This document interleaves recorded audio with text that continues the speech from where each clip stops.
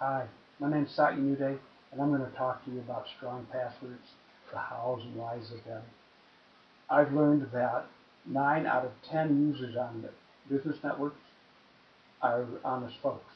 That means 1 out of 10 that are doing nefarious things. If they happen to get your username and password and use it, wherever they go and whatever they do on the network will leave a trail to you. Here we are at a Hotmail login screen. On business networks and optionally for public email accounts such as Hotmail and Gmail, the passwords that you key in are sent securely. That means it's transparent to you, but the password is coded or hashed, and the hash is sent across the network. Watch here. You can see where my cursor is, that it says use enhanced security here. So I click that, and then we go up here to the address bar, and you can see that instead of an HTTP, it is now HTTPS. The S means that it's a secure connection.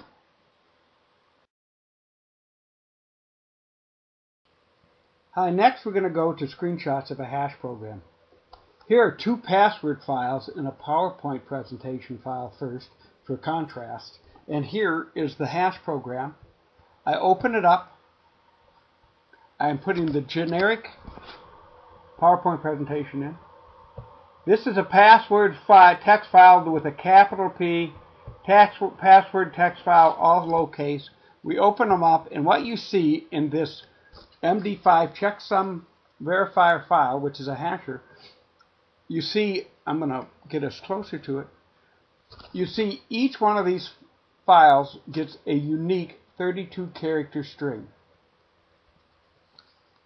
As demonstrated, you change 1 character in one of the files, and it changes the entire hash.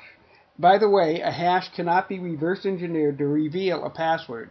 It gets interesting here because dictionaries of hashes that are cross-referenced from very simple to very complex passwords exist and are used to break hashed passwords that are taken off the network.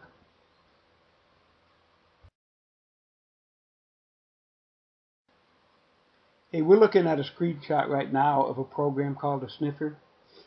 It's a program that you can find online and download for free. By the way, it is a federal crime to steal and break passwords.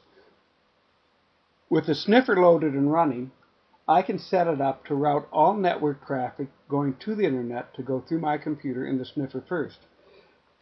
This captures network traffic, and here's an image of network traffic that's been captured. And what I'm going to show you now is as I zoom in, there's a password here that has been hashed, and over here, I'm sorry, that was a username, and this is a password that's been hashed, and over here we'll see then that it is hashed from someone that is logging on to the yahoo.com website. You can also use a utility within this utility that breaks highlighted hashed passwords so that there cracks them so that you can see the normal text of that password and username.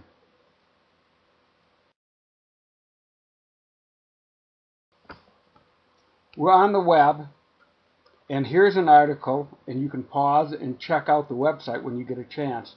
The article is by the renowned security expert Bruce Schneier. Here we go up here so that you can have something to pause on so you can bring it in. And then I'm going to go down, and Bruce wrote on a phishing attack on MySpace that stole 100,000 usernames and passwords. Bruce got a hold of 30,000 real-world passwords and ran some tests on them. What he found was an 8-character simple word password can be cracked in seconds, and a strong 8-character password can take up to 8 hours to run all the combinations on until the password's cracked.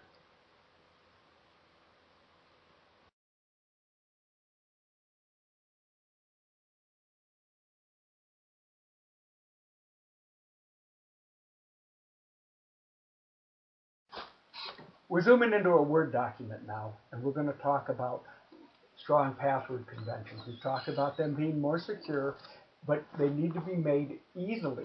Otherwise, people don't do it.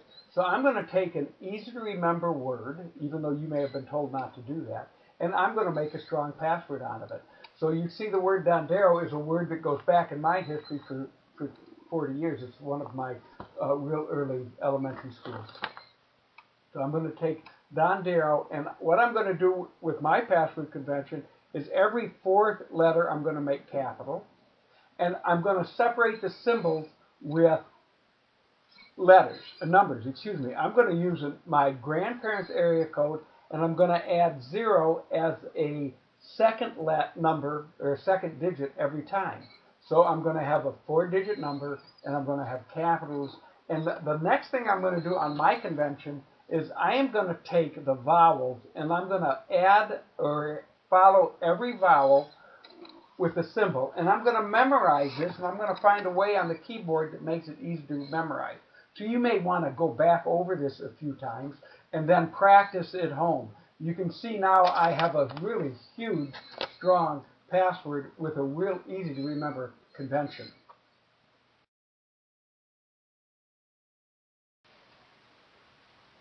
Hi folks, I'm going to wrap with these last words about username and password. It's not just about accessing computers, but it's about tracking who's using what.